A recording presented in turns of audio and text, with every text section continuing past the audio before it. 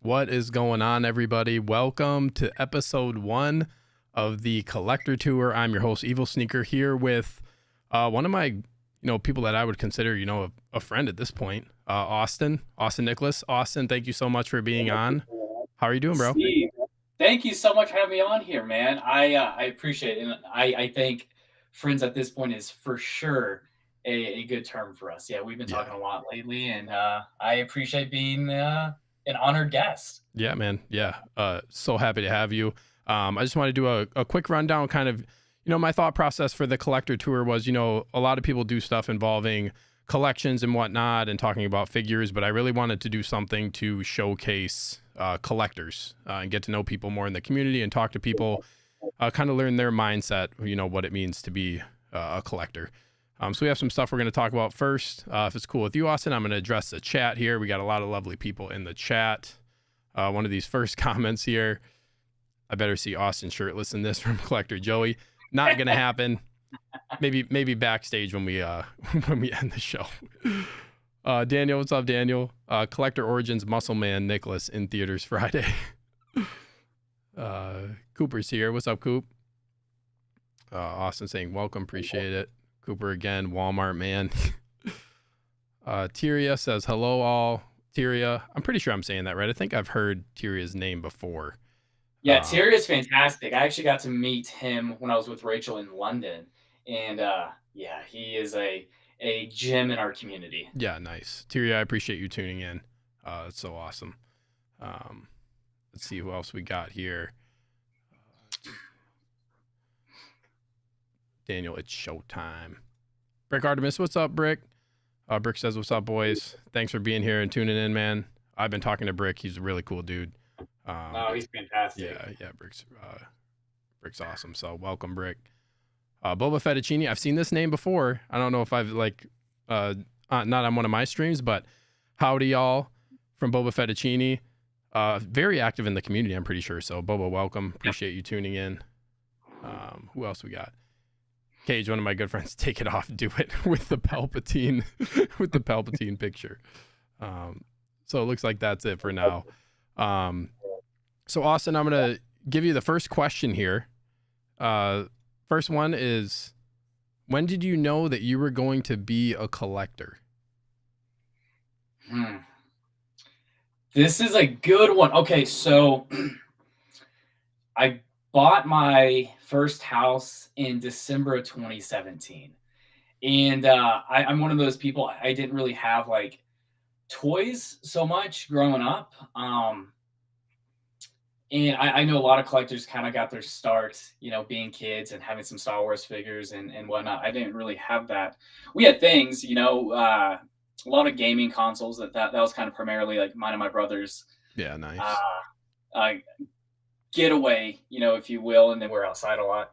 But it wasn't until I bought my house and I wanted like a theater room, which you have now, Steve, which as an adult I'm very jealous of.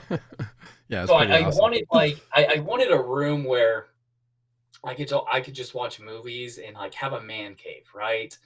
Because like first and foremost, I'm just a big movie buff. So when I was putting together like this room, I collected DVDs at this point, and I watched a lot of movie reviews, and I kept seeing like Funko Pops pop up, and yeah, I thought they were silly. I didn't get the whole bobblehead thing until I saw one at Walmart, and it was Robin as Red X, which I have up here. And I saw it at Walmart, and it's like, wow, this is actually pretty neat. Like, this is a show I grew up with, and I absolutely love. So I bought it, and I just had so much fun actually seeing it in the room next to the DVDs. I'm like, wow, this is fitting because this is something I really love. I bought a few more, and then I think I made an Instagram page either later in 2018, and then I found out like adults actually like collect this stuff, and I guess I was just ignorant on this, and I found out there's actually a community of like-minded people, and yeah, once I actually figured out a bit more about Funko Pops and like the vast variety that I could actually have, that's when I started going down the rabbit hole that is collecting. Yeah, nice. So so like, how long did it take you, like when you went Funko, and then how long was of a like when did you start getting into like these 6 scale figures, or like kind of more of these like I don't know if you want to call them advanced figures, but kind of like stepping up from Funko? Like how long did it take you to get into these other ones? I'll tell you this. I don't know if anybody else has this problem. COVID really messed up my timeline Mm. on Yeah, things. yeah, I feel that for sure. Man, so I got into Funkos first, and the funny thing is, I was buying Funkos when for like $8 at Walmart, right? And then a lot of the stores in my area kept selling them for like 2 or 3 or 4 bucks. So I kept picking these things up like Mm. really cheap. That was the Yeah. very enticing thing, right? And I found out that people collected Marvel Legends, and I started figuring out what this stuff was. I was like, oh, this is pretty neat. I could never imagine spending $20 on a figure. 'Cause at this point, I'm spending at most $8, Yeah. on a Funko Pop. I think it took me 6 months to a year maybe to like get into Marvel Legends, and I got into Marvel Legends by pre-ordering the HasLab Sentinels. Oh, I yeah, got two nice. of those. I got two of those, which I still have, and I still haven't opened them. Um, yeah, so it kind of fell down that rabbit hole a bit, and then I got into like Diamond Select statues, which I really enjoyed, and those were just some like cheaper, low end, good quality still, but cheaper statues. 20-30 bucks each. So I got into that, and then I started seeing like 6 scale figures, Hot Toys, and I didn't even know what the difference was. I just thought everything was a Hot Toy or 6 scale figure. I thought it was all kind of Yep. the same thing. I think that was like 2020, 2021. It might have been 2020. Yeah, It so was, like kind of like right when the pandemic started to really take off, kind of like I right guess before, right before, like right I before it think. started. I think it was 2020. Um, yeah, yeah, okay, gotcha. Yeah, yes, somewhere right in there. Yeah, and the first thing I bought was my Sideshow Freddy Krueger, Wes Craven's New Nightmare, Freddy Krueger. Nice, nice. That's like a quick change going from Funko to like into that. Like, yeah, that was like that happened quick. Man, I think the fun thing is like social media made it a lot of fun, and it really taught me a lot because I just didn't know what was out there, Yeah, honestly. yeah, And I still collected like some smaller scale stuff at the very beginning because I would still pick up some Funkos and whatnot. And then, stay on social media a little bit longer, watch a little bit more videos. You realize that having a figure is fun, but then presenting that figure is also a lot of fun. yeah. Then you got to start restructuring like the room to kind of work on that display of that figure. So that's been the rabbit hole I've been going down kind of since then. Yeah, I think like yeah, it's really that was kind of me too. Like I was in 12 scale, like Black Series, which are pretty much like yeah, similar to Marvel Legends, obviously, but Mhm. yeah, like the posability and stuff. And when it comes to like, there's so many more intricacies displaying a figure when you get into the 6 scale stuff, which I really like. I really like as well. Very cool, man. I think that's like, yeah, it's very unique. You're not the only one who like. I think during the pandemic, like people started, like I think some people were just bored and wanted to like start getting into more stuff too. But you're not like the only one who I've heard, talk about getting more involved into like especially 6 scale like during the pandemic. Yeah. I'll tell you this. Once I actually, and granted, the first 6 scale figure I got was an older Sideshow figure, right? But actually having that one in hand, I was like, wow, this is so much better than a 6-inch figure. I mean, like just the shelf presence it had, I was just captivated. Yeah. You know, Yeah. Yeah. it was also silly because at that point I just thought everything was a hot toy too. So then I started learning that there are vast differences. Yeah, yeah, yeah. Everything was a hot toy. Like that was my kind of confusion too when I first started getting into six scale. Like I always saw hot toys and they were really cool, but and then like oh to Sideshow, their website. Like when I first heard about Sideshow, I was like, so is Sideshow like does Sideshow make the hot toys? Or is like because then I see like oh there's Sideshow collectible stuff and then there's hot toy stuff. This is when I was like a pure rookie, like in the collecting world of like I had no idea. You know what I mean? I'm like, It took me a while to actually figure out Sideshow had a website. I just kept getting some things off eBay. yeah, so like, oh, they found like, oh, there's actually a U.S. distributor. Yeah. Yeah, it's funny. That's funny. I'm gonna address the chat just real quick here.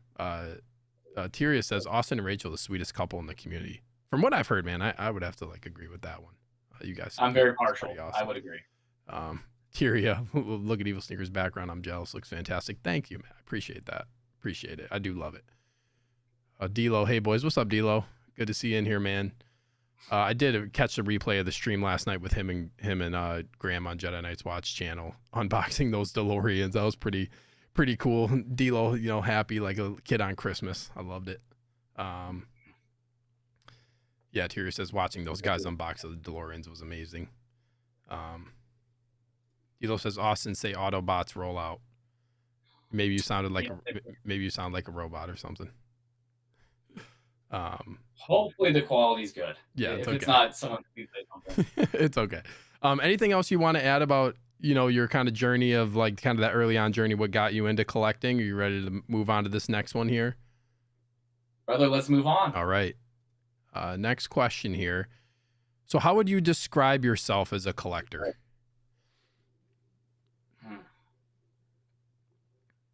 That's a hard one. That's a really hard one. Yeah, bring in the heat with these questions. Yeah, I've definitely been one to have pretty eccentric taste where I don't just focus on one or two or three fandoms. I kind of just collect a lot of things that I like. And I don't really see that changing. I definitely want to refine the collection a bit and be a bit more particular on the things I do pick up, primarily for space, just so I can present the figures the best I can. But how do I describe myself as a collector?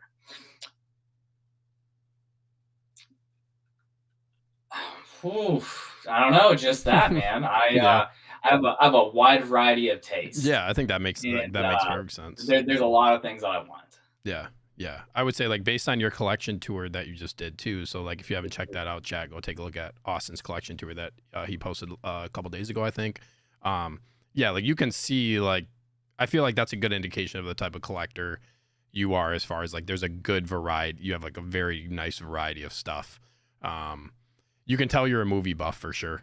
You can tell you're a movie buff, like lots of like figures that like I probably wouldn't have, but I will say your collection tour also made me want to like watch some horror movies. I think I might have told you that when we were chatting before. I love that too.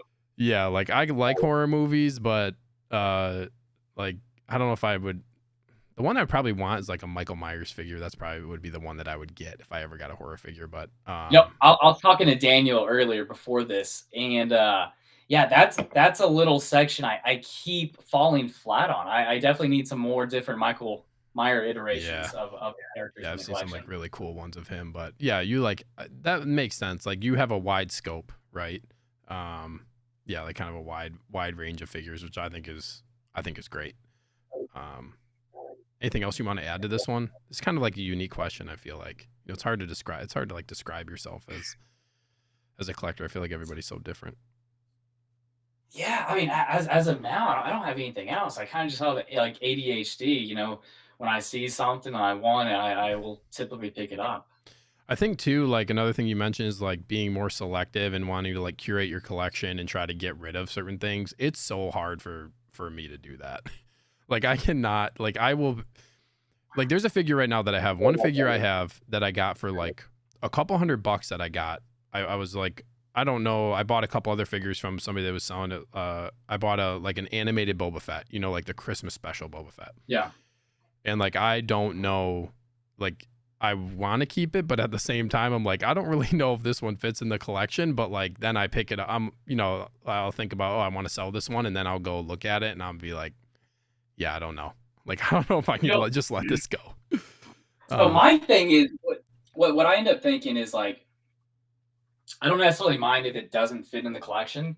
I am pretty blessed to have quite a bit of space. You know, I got 9 DTOFs I can fill up outside of this case. And, you know, the good thing with DTOFs, you can kind of have independent pieces kind of put in there. My thing is, I'm like, man, you know what? I bought these 20 figures when I could have bought like this Predator that I really want, or this Alien figure that I really want, or this Michael Myers figure that I really want. But I have like ADHD with this. When I see something, I don't typically think it through. I'm like, oh, you know what?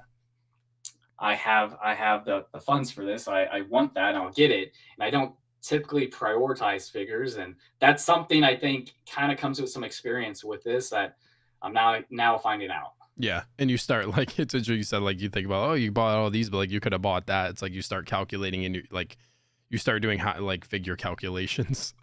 Like you're basically your currency is figures. Like I could have got 3 figures. Oh, I just bought this. I could have got 3 figures. I could have got 4 figures. I feel like I do that often of like I'm calculating costs based on like how many figures I could have gotten for something else that I bought.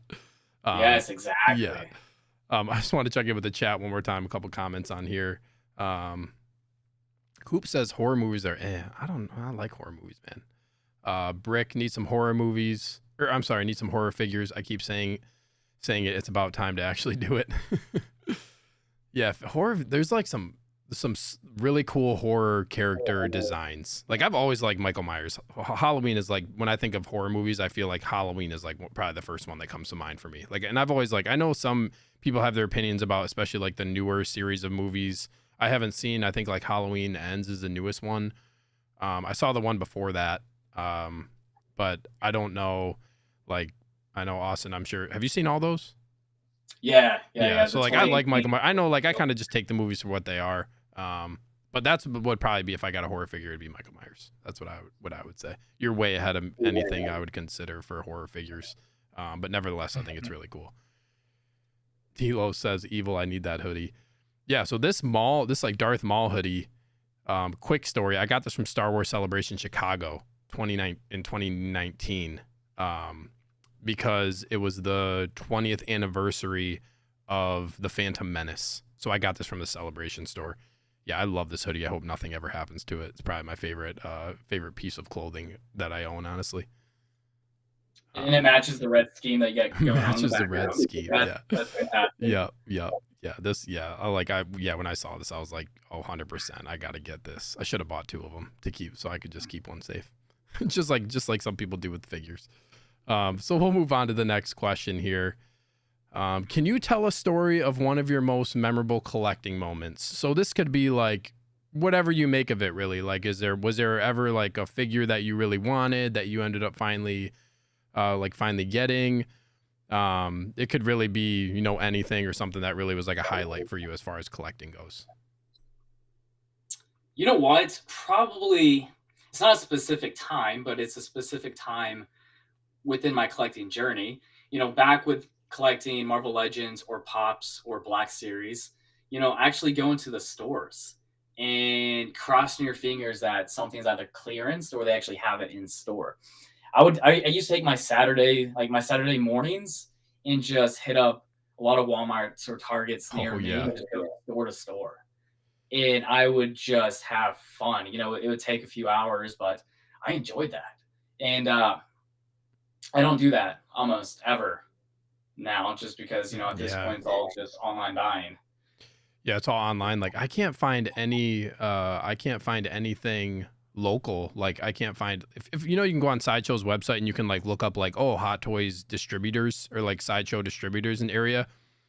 like when I go on that, I don't really know, like some of these locations do not look like they would distribute Hot Toys. Like they're just kind of like these random small like businesses. I need to maybe look into it more, but I agree in that. Like I used to go around too to these like, like I think of like Star Wars Black Series. They used to drop like these Target exclusives or Walgreens exclusives, and it was like, yeah, hop in the car and drive around to all the Walgreens because there was like 6 or 7 of them in my area, and go see if like you can find a figure. But yeah, the hunt is basically like in store retail store hunt for me. Yeah, non-existent. Which actually, like now that you bring it up, is kind of sad. Anything else you want to add about this one, Austin? As far as that goes? No, I don't. Apparently you sound like a robot. 6 Scale Skywalker just popped in the chat. Greetings, exalted ones. Greetings, man. Glad to have you. Appreciate you hopping in.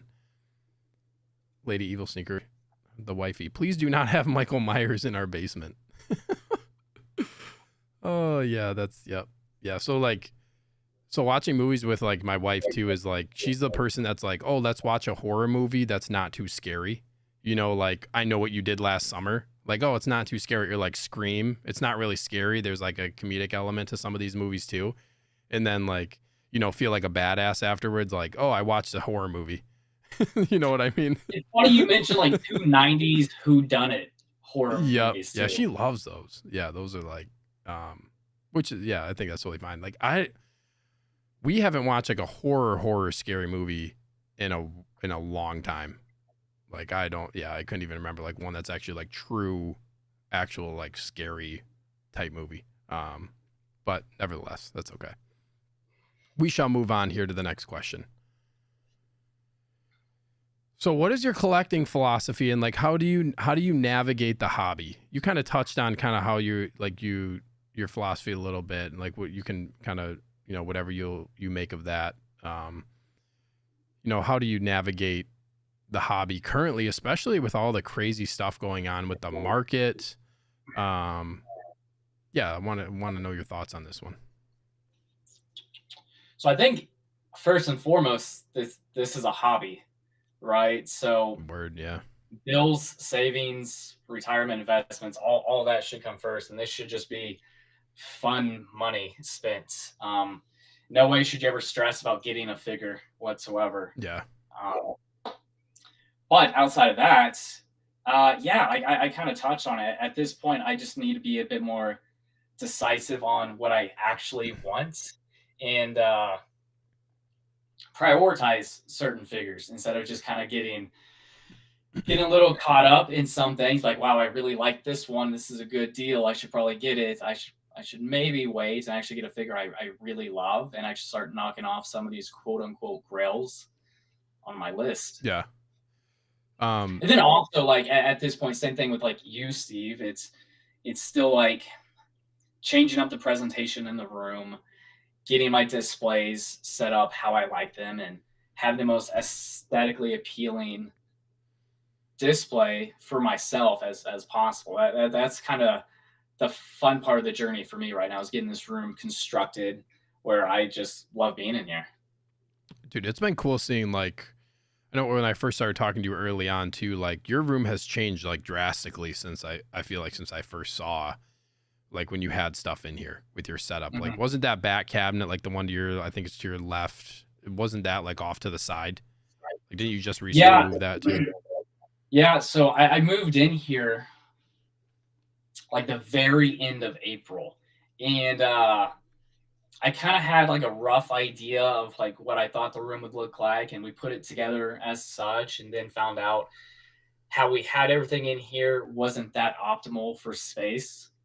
And so yeah, then had to move some things around again, and kind of have it to a point now where I've optimized the space as much as possible. Yeah. Now it's just kind of tweaking it and just making it better.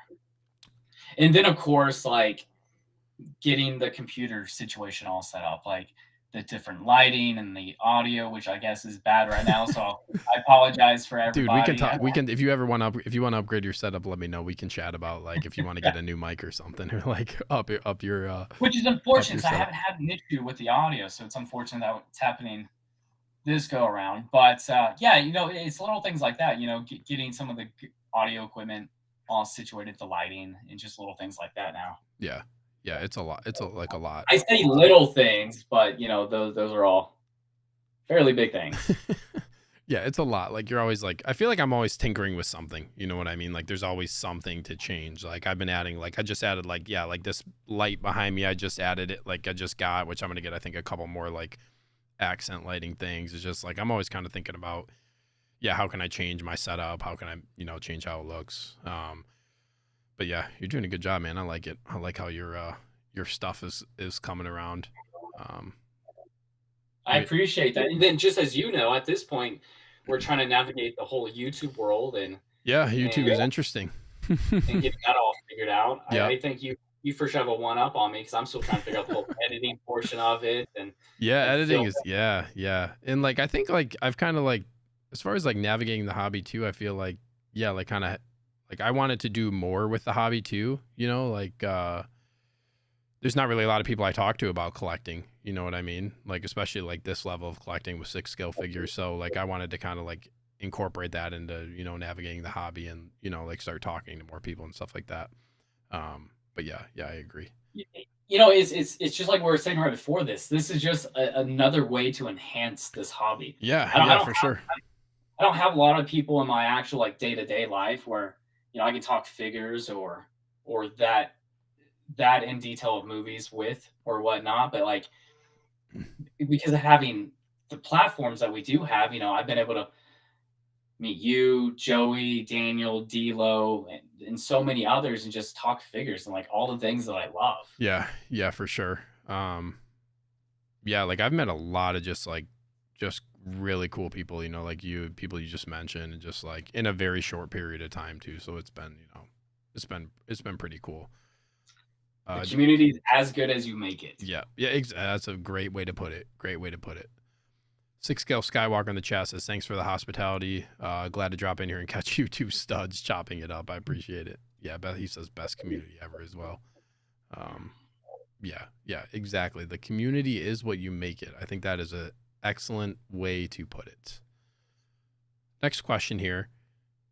What is something you want to do to improve as a collector? You kind of talked about this already. I don't know if you want to touch on this at all anymore. I know you kind of talked about how you're curating your collection and you want to prioritize stuff. Is there anything else you want to add on this front?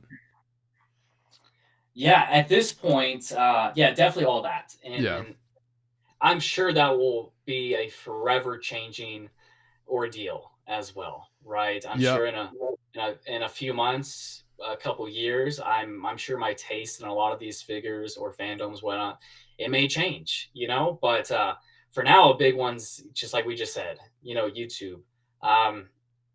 Just because just like we said again, it's just another way to kind of have an expression and be able to like talk to other people about the things that we love, talk action figures, collectibles, movies, all that, and just have an outlet for it. And just try to navigate how to film and edit, and then the lighting, and then the audio. All this is a learning curve for me, and I didn't realize how much goes into all that. I didn't realize how difficult filming something actually would be.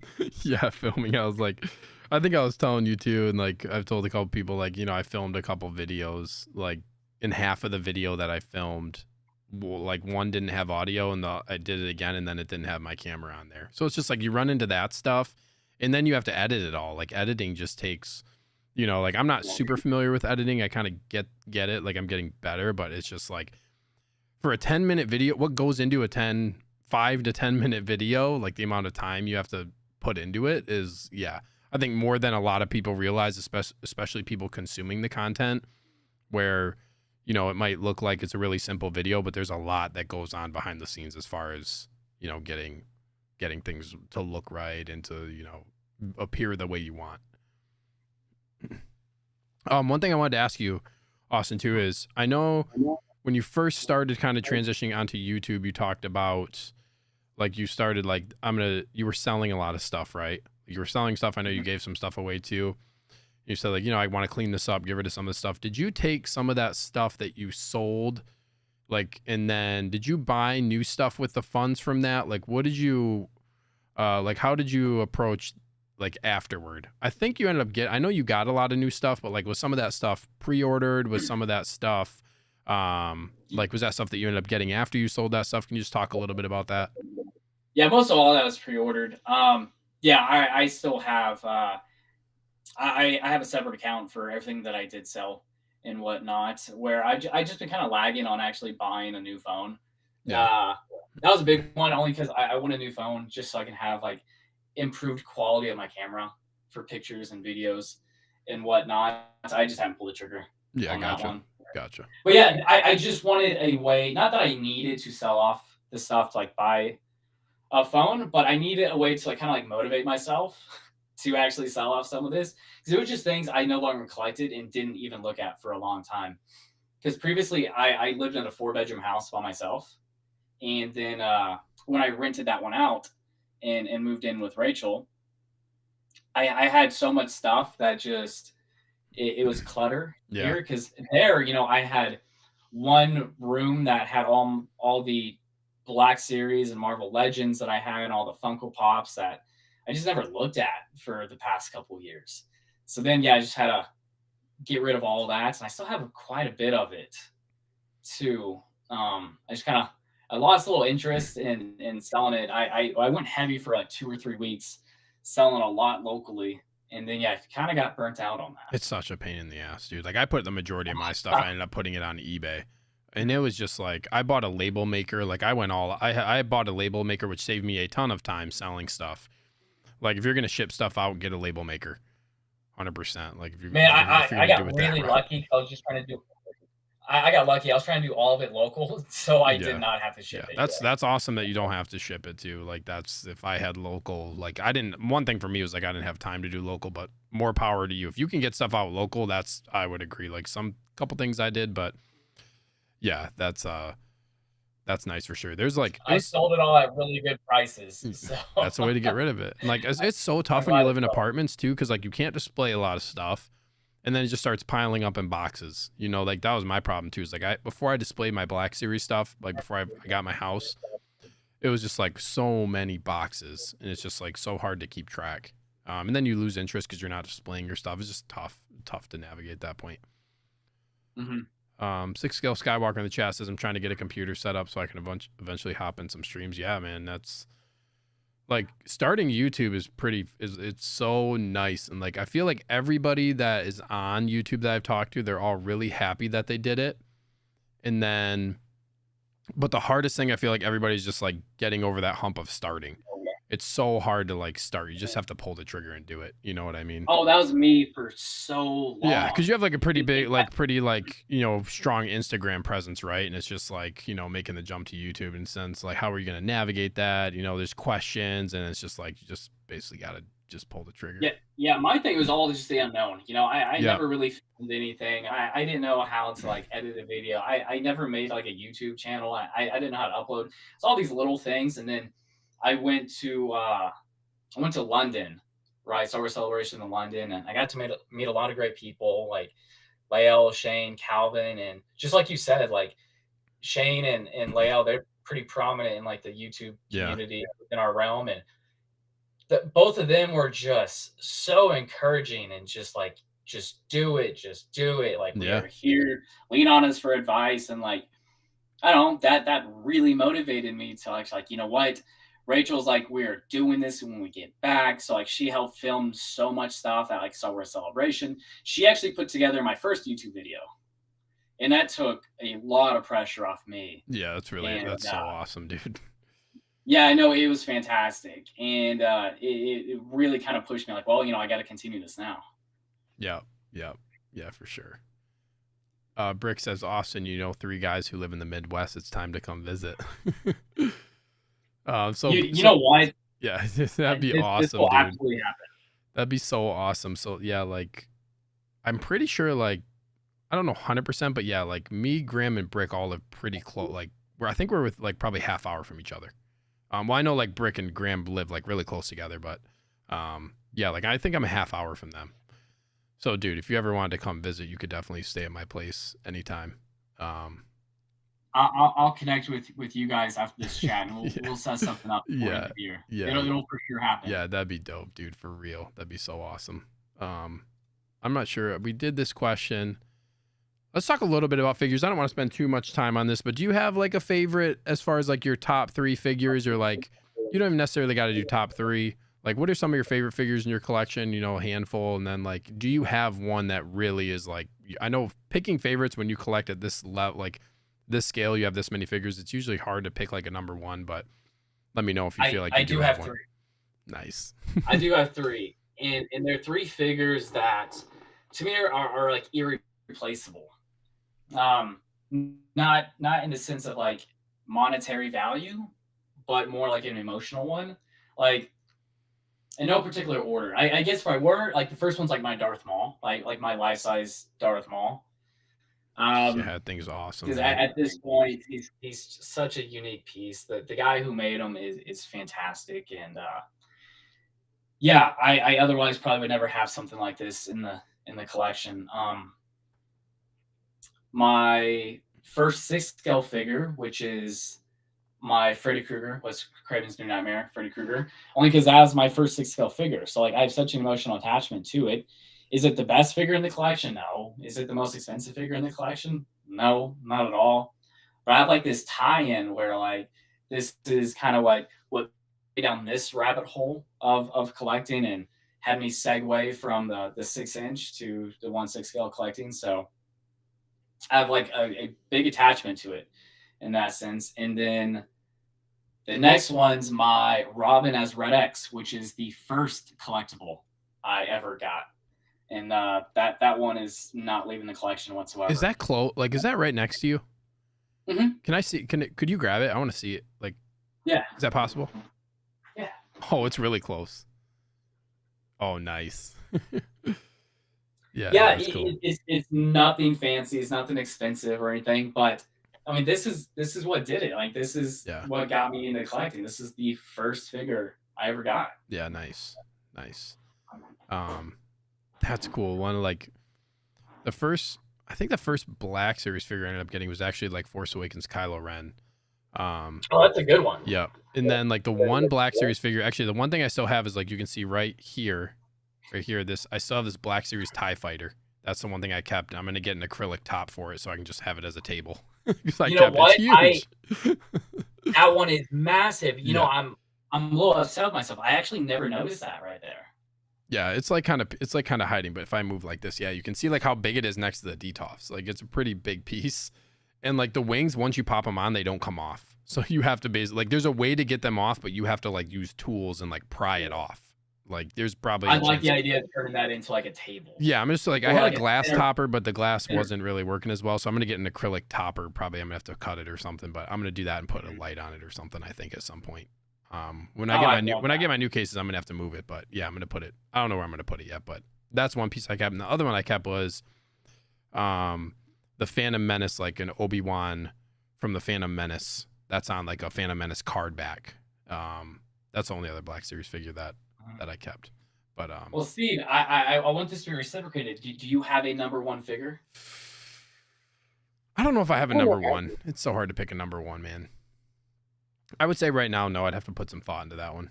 Yeah. Yeah. It's a tough one. Yeah. Maybe I'll let somebody, do a reverse the collector tour and interview me one time at some point. And I'll have to think about some of this stuff more. Hey, if you ever want to set that up, I would absolutely be game. Yeah, I could do a reverse. I would definitely be down to do something like that for sure. All right, let's go on to this next one here. Yeah, so we kind of chatted a little bit about this in the past, but how do you navigate collecting with your significant other? I think this is a pretty important topic, honestly, and I know like definitely like I think Tyria mentioned it, like it sounds like you have people in the community also know about like, I know you're pretty vocal as far as, how Rachel is, and like how you guys are. So yeah, tell me what you think about this one here. Well, I can only speak for myself and my relationship and kind of what I look for, but I don't know, having a supportive partner is everything for me, and I'm just so happy that my partner is that for me. I remember her telling me before she met me, she had very little interest like in movies, and definitely had no interest like in action figures or anything in this realm at all. I've been converting her, but I don't know. I just feel validated in a sense that she gets so enthralled in this with me, and I can actually like run to her if I have like an exciting thing that I saw online, or show her one of your posts and like, look how awesome this is, or like, hey, I have this idea, will you help me film this? And she's like, oh, absolutely. Like she'll just drop what she's doing and help me. And then like she even brought up I think it was like last night, I right before I streamed with you guys, where she's like, hey, you want to spend a couple hours on Saturday and actually unbox a bunch of figures so we can fill up your detox? So like, she's the one who like brought that up. So like, I don't know. It truly means the world to me. The fact that, she's so involved and supports me fully in this. And then I try and reciprocate that as much as possible, with all her interests as well. I think that's one of the most important things in a significant other, in a partnership. You need to be there for each other. Dude, I think that's so cool how she like helps you film stuff. And like I think too, this was something that like when I first reached out to you, actually, I remember when I asked you about like the I forget what they're called from Home Depot, like the things you have behind you. Like lattice boards or whatever. Yeah, the boards for the like the Death Star panels. Because like I've had my eye on those. Like I bought the LED strips for them like months ago. I have them because they were on sale on Amazon. So I'm like, I'm gonna buy these. You have to get like whatever, a ton of feet of them. To like zigzag on the board. I think I got 100 feet for each one. Yeah, I was gonna say I think like mine's like something like that. I bought that, and then I was like, I think I had asked you like, hey, how did you mount it on the wall? And you were like, oh, like my girlfriend did it for me, or like my girlfriend made it for me, with like the Mylar sheets and all that stuff on there. And you're like, oh yeah. And I think, didn't you say she built the case, like the case behind you as well? Yes, and like I may be partial or very biased to this. I think this is one of the best ones out there, at least for the DIY portion of it, just because I know she put a lot of effort into it. And she actually surprised me with this. When we lived in separate houses, I came over one day and she had bought this garage shelf and she put it together in the living room. I was like, hey, I want to do this for you. Because she had saw some like DIY videos, and she knew that like, I wanted some module cases, but like the turnaround time for them was a pretty long time. So yeah, she just randomly got that and put in some work in making it happen. Yeah, that's so cool. So like, do you consider yourself like, I guess like a handy when it comes to that type of stuff, or? I am not handy whatsoever. Like, can you hang a picture? Like, can you hang a picture on a wall? I mean, I can YouTube it for sure. So like, you're just not like, yeah, okay, yeah, and yeah. I mean, you're not alone. Yeah, no, I'm not inclined in that nature whatsoever. Now, Rachel, she's someone who can, whatever she sets her mind to, she will get it done. Like right now, she has the funds to buy like new furniture or a new kitchen table if she wanted to, right? She does well for herself. But she has like this thing within her where she's like, oh, I can do this. I know I can do this. So like, she's literally building a kitchen table right now. That is so cool. And I don't know if you were in our chat at this point, but like she made the coffee table in our living room. Yeah, I remember you said that. You sent a picture of it, I think. Yeah. So dude, yeah, that is she's wild, man. amazing. I don't have I don't have the patience for that. I'd probably just be like, yeah, I'm gonna buy it. That would be me. That would be me. But she's like, no, I know I can do this. Yeah. So she'll like, she'll do a little bit of research, figure out how to work some of the tools and whatnot, and yeah, it's amazing. It's impressive. Yeah, it's nice too. Like, cause like once you do it, like I feel like I'm self-taught in a lot of stuff that I did too. Like, yeah, pretty much everything that I've done around my house and stuff, I pretty much have tried to figure out on my own. Especially like when it comes to like plumbing and stuff like that, or like anything like that. Like, try to figure out what I can figure out. I don't want to like have to. Rather spend that money on something else and have to like call somebody over, but yeah, it's like building, yeah, to that level, like, yeah, building like that type of stuff. Yeah, it's very cool. Yeah, and like my favorite thing is like, I don't know, I definitely love the hobby and whatnot. Unboxing figures is a little bit boring to me. I'm sure everybody goes in phases, honestly, of the excitement of getting something in and whatnot. But I don't know, she makes that even more fun because like having her here with me to like unbox the figure and she asks me questions like, oh, what is this accessory? Like, what movie is this from? Or like, Yeah, actually showing interest in what you're doing. You know what I mean? Yeah, and then like I have like free reign to like just nerd vomit and be like, well, in this movie, he wore this outfit because of this, and this accessory is due to this, and like I don't know. Love it. Yeah, it's fun. It also makes the content making a lot of fun too, because she'll come up with ideas, like she'll take the pictures for me, and yeah, it's a fun way to stay very active in each other's lives and not grow separate.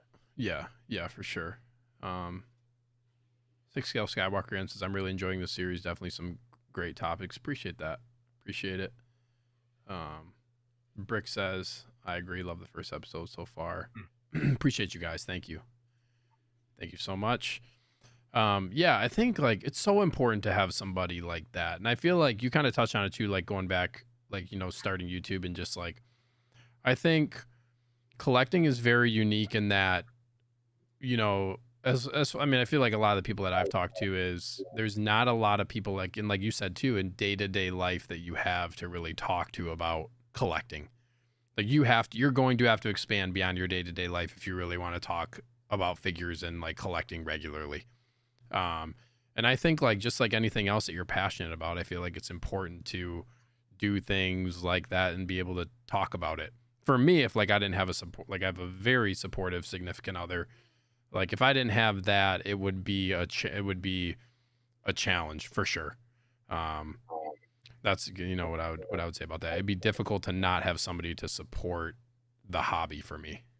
You know, for whatever reason, granted, I this wouldn't be my ideal partner, but if I didn't have a partner who actually encouraged this or loved this, I mean, I would still collect, but it wouldn't be as fun having to try and tiptoe around buying something or not being able to share your excitement about something. I mean, that sounds not ideal. Yeah. To me. Yeah. You want like your significant other to like be supportive of whatever your hobbies are, whatever that may be. You know what I mean? Oh, absolutely. Man, and once again, I'm just so grateful because I would not have been, I don't know if it's confidence or what. I would not have actually made my YouTube channel if it wasn't for her actually putting together that first video. And, you know, once she actually finished it, I was like, well, you know, I absolutely have to post this now and continue it, you know, because she put in that effort for me. Yeah. So I got to reciprocate that. Yeah, for sure. Daniel Brancato, I think I'm saying that right. Hopefully I am. Says, dang, I'm late. That's okay. I appreciate you tuning in. Welcome. The Jedi Knights watch. Graham himself. Hey, better Graham late Cracker. than never. Graham Cracker. Better late than never. Hey, appreciate you tuning in, bro. Thank you for being here. Brick brought up earlier that Austin knows 3 guys who live in the Midwest, and it's time to. Here's the comment right here. Time to come visit. Graham, I'll be heading y'all's way before end of year. He's gonna make an appearance. Brick also said I can have a figure from your collection, so that was pretty enticing for me. Brick said if we all get together, he's gonna give me the Carnage that he won in that recent lottery. Man, Brick's such a good guy. Such a good guy. Yeah, that Carnage, man, can't escape it. I can't talk about it. I can't escape that figure. I was looking at Carnage today, trying to find like the best deal. Where can I get it the cheapest right now? You also just watched the movie. So, like, did you watch the movie because you wanted the figure, or were you interested in the figure and you're like, well, I need to see what this movie is all about? Yeah, it's, so, like, validating my opinion. Yeah, so like I think I might have brought up to you yesterday potentially. I was like, because I brought up that I was watching it, and like I liked the first movie kind of for what it was. I feel like it's like this mid 2000s like kind of action movie. The special effect, like the effects aren't all that great. It's just like kind of like it is what it is. Such a good description. Yeah, it makes me seem like when I think like back, like when I was like maybe a teenager watching those types of movies, like that's the quality that I feel like it brings. I thought it was a fun movie, but yeah, I want to expand beyond Star Wars to an extent, but I also want to be really careful because like it's really hard for me to pick a different figure outside of Star Wars when I know like, oh, like this figure is really cool. Like Moon Knight is another one I've been looking at. It's like, oh, this figure is really, really cool. But there's like this figure, like, you know, Casca Reeves has just came out. You know, there's those figures that like I kind of go more towards. But nevertheless, like, yeah, that Carnage figure is the one that really made me think like, damn, this figure is like just so good. I want to like start. I'm probably gonna end up doing a one-off shelf to some extent. I love that idea. Yeah, I think I'm going to do it, but I'm gonna be very, very selective. Like this is gonna have to be a like favorite area. I think I might have told you like I have the Inner Joker, but then I also have like the stealth suit Cap from Endgame. You know, the one with like the damaged gauntlet and stuff. Yeah. That's like the only other Hot Toys I have that's not Star Wars. So like those are the types of figures that I would be looking for. You know what I mean? And like Carnage falls in that category. But yeah, I did want to watch the movie because I'm interested in the figure. You're like, please validate my opinion on yeah. And it's a short movie. It's only like an hour and a half. And my wife watched it with me too. She liked the first one and she liked this one as well. I actually like enjoyed it for what, like I said, mid 2000s action movie. I enjoyed it for what it was. I went into it thinking about, okay, this is going to be very similar probably to the first one. And like, I honestly, I enjoyed the Venom humor. Honestly, I thought the humor was on point in the movie, to be honest. Maybe I'm easy to please in that domain, but Carnage, the Woody Harrelson's character was interesting. Carnage is like, yeah, like once like Carnage was, yeah, pretty crazy, you know, like how strong he is. And just like, I thought that I did think the fight between Venom and Carnage was actually like pretty good. Yeah, I thought it was, yeah. I mean, yeah, I still want the figure after watching the movie. I saw it in theater. I saw it in theaters, and I probably need to give it another watch. I liked it, but I also went into it with a certain expectation, knowing what the first movie was like, and I didn't overhype it for myself. But it's probably due for another rewatch at this point. Yeah. Did you watch Morbius? I did not. Speaking of Sony, okay. I did not. Hannah watched that movie, and she said she liked it. I know that movie got like a ton of hate, but she said she liked it. I need to watch it. Yeah, that was an odd one because I watched it way after everybody really spewed a lot of hate and negativity towards it. So I went in with like the worst expectation, right? I was expecting the worst movie of all time. So I watched it and I was like, you know what? This was not as bad as I thought it was going to be. Yeah. But, you know, that's an example of a movie where not so great, figure, pretty amazing. That Morbius figure is pretty great. Yeah. Brick, back off my Carnage, bro. I just remember like I was watching one of the Wolfpack Wednesday streams and like I forgot about this, but like Brick was like, "Yeah, I just won. I'm getting Carnage." Okay, this man has won like 4 raffles. Yeah, I was talking to him a little bit about that. That's just insane. I mean, it's a great way to get figures. You know, you're saving money if you actually win. But if you don't win, you go down the rabbit hole of losing these things. But yeah, so I can't remember. It was like a private discussion with him or I, or he actually talked about on a live stream. I can't remember. But he explained it really well. He's like, I'm kind of just playing the odds. You know, if I play 5 times and I lose $100, you know, this is like a $400 figure. So if I play 4 times, I'll like eventually win. Like it'll end up paying off. I probably ruined his explanation of that, but it made sense. No, like, yeah, it makes sense to like, if you're playing $50 a pop on a ticket or whatever it is for like, or an entry, then you're winning it after 4 or 5 tries and it's a $400+ figure. You're like, yeah, that's a huge win to me. Brick said movie was good, but there should have been more depth, if that makes sense. Yeah. I feel like that's a really good way to describe it too. It goes really fast. There's not a lot of depth to it. Yeah, I would agree. Venom is a fun watch. Tom Hardy was a perfect casting. I did like him as casting. You know what? I was hesitant. At first? Yeah. At first, yeah. I'm not one to like vocalize some negativity with some casting because, you know, we've had some standouts, right? Like I know Heath Ledger was pretty criticized in the beginning and then he crashed that role. I actually supported Robert Pattinson as Batman, but you know, he got a lot of hate and I actually really enjoyed it. I loved him as the Batman. Yeah, I thought it was great. Yeah, I love that movie. I didn't know the direction they were going to go with Tom Hardy. In my head, I actually thought they were going to go with like the Agent Venom route, and then when I saw the movie, it for sure was not that. But I liked it for what it was, for the direction they were going. Yeah. And then Brick also said, Austin, that's how I was with the latest Power Rangers movie. Everyone hated it, and when I finally watched it, I thought it was pretty good. Were you a Power Rangers fan? Are you a Power Rangers fan? I haven't watched any of the latest Power Ranger stuff. Like I hadn't watched not since I was a kid, so I don't know anything about any of the newer stuff. But I like Power Rangers. So fun fact, I have all the 3-0 Rangers. Ooh, nice. I need to unbox them. But Brick, I actually agree with you in a sense with the movie. Like objectively, I didn't really like it, but they were tying it into like the Mighty Morphin Power Rangers like show, and like the campiness was there and whatnot. So it's very fitting for the direction they were going. So yeah, Lady Evil Stinker. Hannah said, I like Morbius, different kind of movie. Yeah, I need to watch it. She watched it without me. I don't know. I don't remember how that happened. Maybe because I was like, I have no interest in watching it. Usually she'll watch. Doesn't that sound a little odd? Usually she'll like watch. because like. Sorry, go ahead. No, it's just so odd, like hearing like couples sometimes like, oh, they watched it without me. Like I for sure sometimes do that because I'll get excited and I'll watch something. Yeah, usually it's like a movie. If like we'll always ask, like, oh, do you want to watch this? And like this was one I was just like, just if you want to watch it, it's fine. If I would catch it later. Oh, okay, yeah, okay. I've had a lot of actually movies like that. Yeah. Sometimes I get so excited. I want to watch a movie, but I'm like, I want her to watch it too because I want to see her expressions through this. I want her opinion at the end of this. So that's how I am too. And we watch movies together too.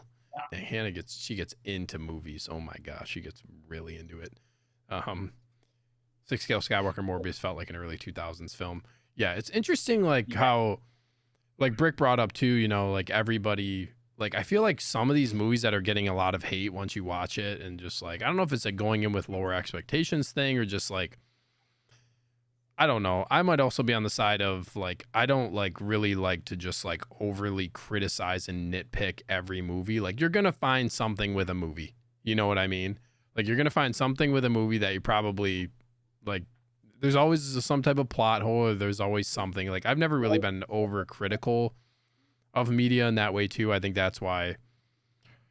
I don't really have really strong opinions. Like I'm not one to just say, like, oh, I hate the latest Marvel movies, or I hate Star Wars movies. Like I hate the newer Star Wars movies. I never really get to that point with a film.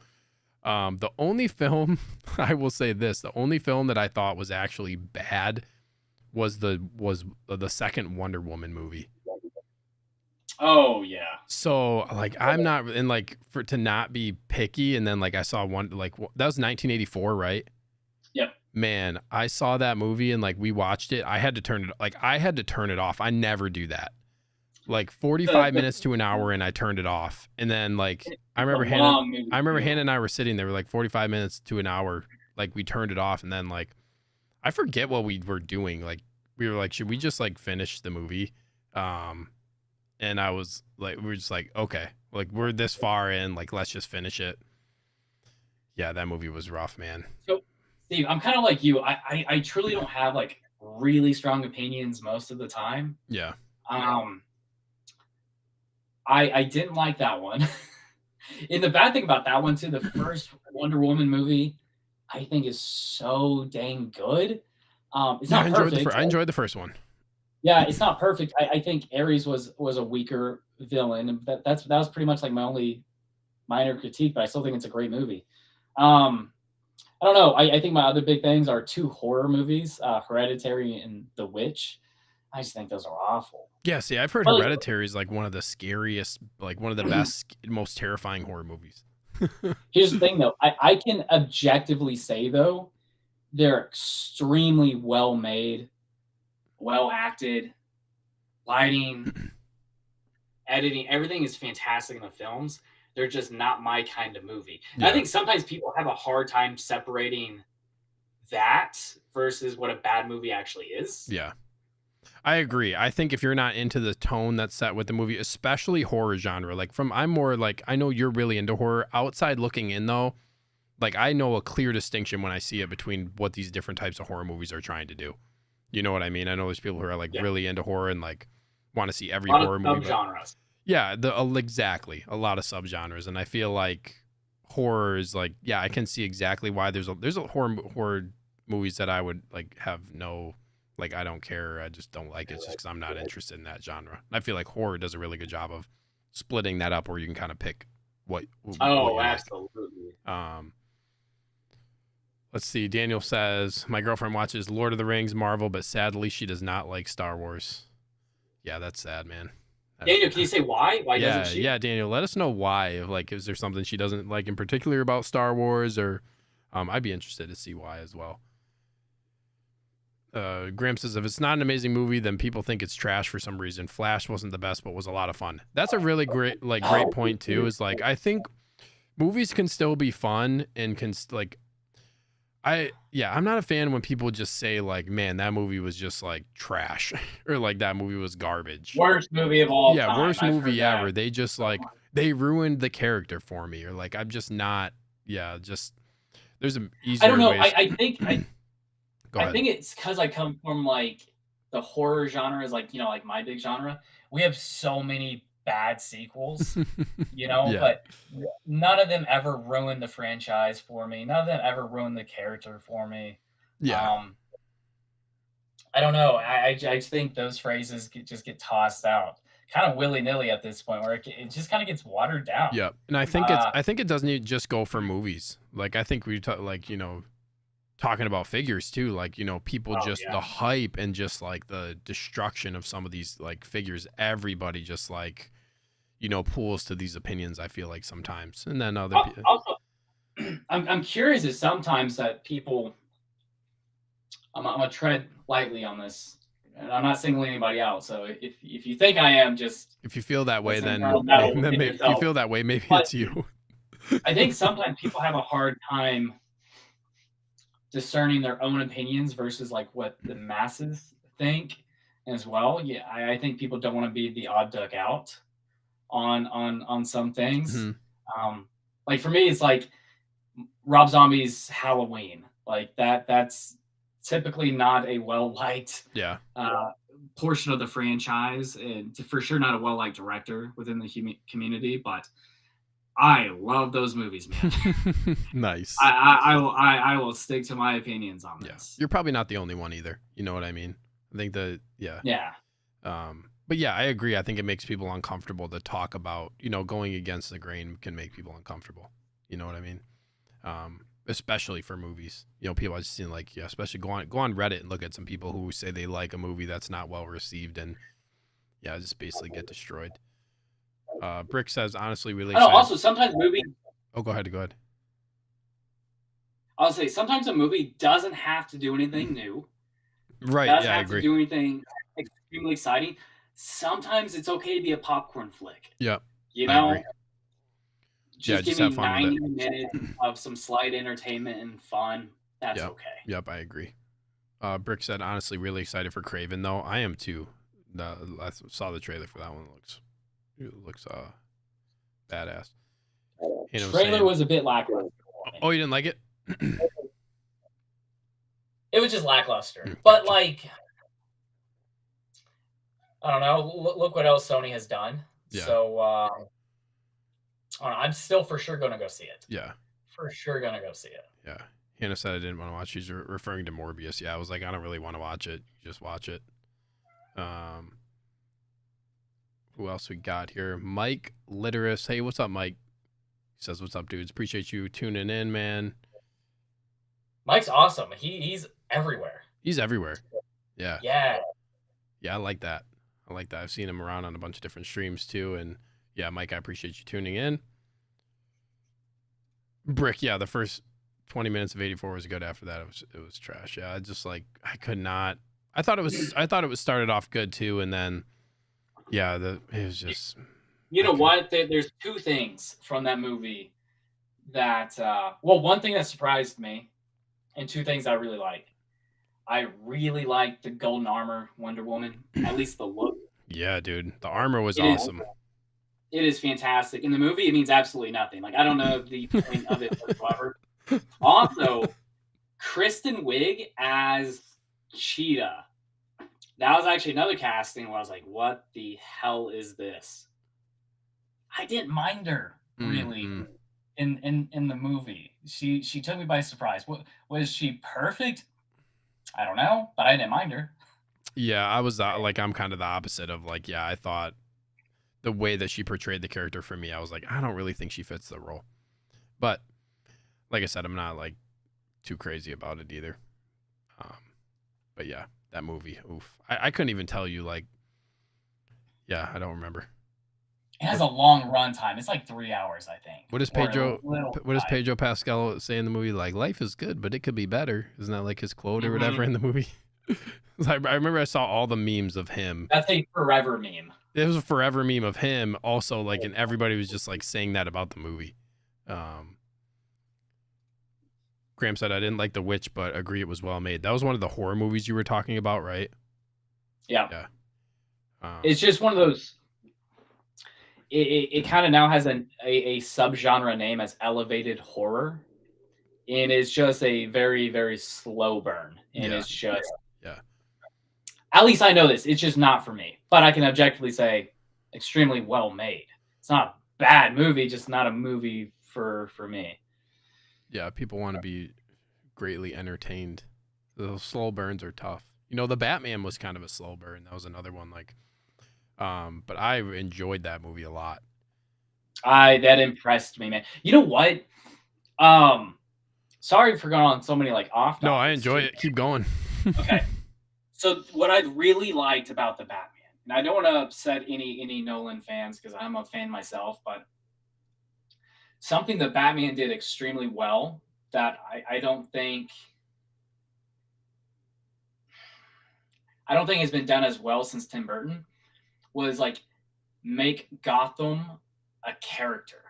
And by that I mean like give it emotion, because like when I think of Gotham, I think of dark, gritty, scary, no mercy, and just a lot of negative emotions. I feel like the Batman kind of brought that. We got a lot of scenes in the dark.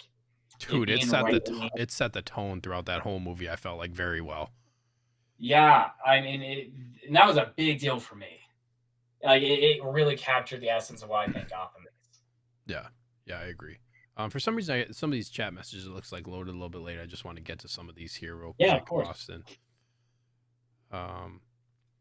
Daniel said about Star Wars. I think he said his girlfriend doesn't like Star Wars. The older effects a bit slow at times. I could see, like, if you've never seen it before, going back and watching the original trilogy. Yeah, like, if you're not prepped for that and, like, it not being, like, I mean, I honestly prefer to watch the editions that are, like, really close to the originals. Or, like, I don't know if you've ever heard of, like, the despecialized edition. I like watching it in that way, but I can see why people are, like, put off by the older effects. Usually what I'll tell people if they that's a... Go ahead. Yeah, I'm sorry. No, it's okay. Go ahead. No, you finish. I was just gonna say. Usually, I tell people like at least give it through like the first if you can stick through the original trilogy, you should watch it. Is usually what I tell people, and then see. But I know a lot of people aren't gonna do that. Not seeing a movie as a kid and then watching it as an adult, especially for a lot of people prior to 2000, it makes it a much more difficult watch. And it's harder to get engaged. Yeah. So like I sometimes don't blame people if they're like, yeah, I didn't really like the original Halloween, which came out in 1978, which is mind blowing to me because I still think it looks phenomenal. Dude, I love that movie. Right. But I can objectively be like, yeah, you know, it was in 78. I guess you never saw it. It sure is a slower burn. I guess so. Or, you know, watching Star Wars, you know, I guess it could be a much harder watch or like more difficult to kind of get involved with it. Because a lot of days I think people are kind of getting I don't know if spoiled's the right word, but it is now our reality that Marvel movies are kind of the staple quality. So it is harder to go back and watch some older movies if you didn't watch that growing up. Yeah, with the level of effects you have now in cinema, it's just like, I can see why people would be put off to like the older stuff for sure. Mike says, I really didn't hate The Flash at all. Saw it twice, mostly for Keaton, which was a blast. I can recognize a movie's flaws and still enjoy it. Yeah, I think like you just get a minority of people who just like, sometimes you just want to be like, are you having a good day? Like when you just hear some of these reactions for stuff. Granted, I like The Flash. It was a fun popcorn flick. I actually enjoyed it a bit more than I thought I would. That did have a couple things working against it, though. Yeah, I haven't seen it yet. Due to the whole Snyderverse ending, people's feelings about that. Yeah. Due to there's a lot of thing. Yeah, there's like that controversy around it, and then like this movie is bringing an end to the Snyderverse, so like there's gonna be some discussion to be had about that type of stuff for sure. Daniel, it is really crazy though, knowing how much money is projected to lose though. That like they're stating like this is gonna go down as one of the biggest flops in history, which is just mind-boggling. Yeah, it is. That really sucks. Daniel also said it's hard to understand the lore. I started watching Star Wars when I was 8, so it's different for me. Yeah, like exactly like what you said, Austin. So if you watch it when you're younger and then you have a little bit more of appreciation and you have the nostalgia factor as always, yeah, that's why I usually say just watch the original trilogy if you like haven't seen Star Wars. I would say if you can get through the original trilogy and then, you can make a judgment call from there. But I don't, I'm not the person to really give like a objective take on Star Wars because I love it so much, but I would recommend it to anybody. Hey, Steve, let me know your opinion on this. Yeah. So Rachel had never really saw Star Wars, but I got us Star Wars Celebration tickets for London. And when I got the tickets, we're like, hey, we got to start binging some Star Wars. So whenever someone first gets introduced to Star Wars, I guess you have two main things you kind of got to go over. Are you going to watch it in release order or chronological order? And I chose chronological order for Rachel. And wow. I know a lot of people. Yeah, I know a lot of people have a lot of opinions about that. I would say, I mean, like Hannah too was like she had seen them long ago, and then this was around the time when Force Awakens was coming out, and I was like, we need to like rewatch everything. So I rewatch everything when the Force Awakens. Usually when a new movie comes out, I'll rewatch the older ones, but we watched like release order, original trilogy, and then bounce back to the prequels. But... Okay, I did have a reason though. Okay, so. She knew the big reveals, right? So none of that was going to be different. I know her very well, and I know it's hard for her to be engaged and stay engaged with some things.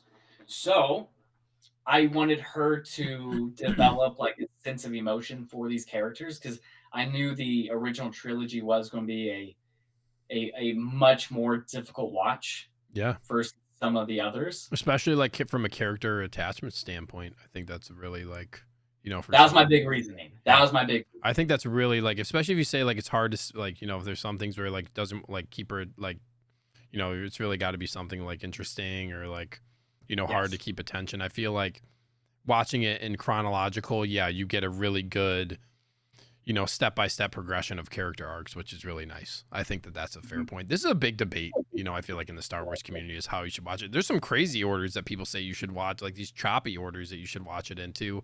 Yes. But yeah, I don't blame you for that. I think that's like, I would say it's totally fine anyways. Mike had said an overlooked movie is Cabin in the Woods. I don't think I've seen this one. I can't remember. You said you loved it, right? I love Cabin in the Woods. Graham said he liked it as well until the end. Mike said it, went off the rails. Oh, and then Mike said Terrifier 1 and 2. I think we talked about these Terrifier movies on another stream, right? Weren't these brought up? I think you and Daniel were kind of talking back and forth about these. Me and Daniel. Now, these are in a very particular subgenre of horror. Which is essentially kind of like titled as like torture porn. There's really no plot. no character development whatsoever. You're essentially watching it because the antagonist is aesthetically scary, and you just watch it to see the Terrifier, Art the Clown, Mm, kill people. And that mm, that's mm, that's mm. truly the essence of the movie. Which, when a person hears no plots, no character development, characters mean absolutely nothing. They're fodder. That's a big turnoff. And then like the subgenre of torture porn within itself, like just gore for the sake of gore, that's Yeah, another turnoff for a lot of people. It's a hard watch just for a lot of endless. people. Yeah, endless, endless. Yeah, I Yeah. gotcha. Mike, I'm all about the slow burn. Graham had said he loved the Batman. Mike also did. Brick said it was fine. That Star Wars bloke is here. Hello, sorry I'm super late. Austin, welcome. I That is recognize my guy. I recognize this name. That is Does he have like some really, really cool like 1-to-1 prop replicas and stuff? so he has like this massive theater room. Yeah, with the chairs lined up. Yes. Oh yeah, I've seen this. Yeah, hey, I appreciate you tuning in. I enjoy his content. His That, stuff is really that's cool. my buddy Luke. He is fantastic. He is you know what? This guy is so sweet, so charming, so nice. I think it was like 11 p.m. my time. It was extremely late. He was at an airport. He was like traveling to Europe. He's in Australia. He was like traveling to Europe. And he calls me because I had questions about like equipment. And he's like, he owns like this marketing company, and he's well versed with camera, audio, lighting, all this, and his setup's amazing. So he gives me a call while in the airport, and he just like walks me through like everything that he has, like a breakdown of prices, and he is That's very he's cool, fantastic. man. Yeah, I like his content. It's quality too. Like the filming and stuff looks like a lot of Oh, effort it's goes into it. top tier. And the props and stuff like the collectibles, yeah, are really cool. So thank you. What'd you say his name was? Luke. Luke. Thank you for tuning in, Luke. Let's see what else here. I have one more question left, I think, here. And then chat, if you guys have any questions you'd like to ask, please let us know. But I'll get to this last one here, Austin, after that very nice tangent. I enjoyed that. I enjoyed it. I enjoyed the conversation.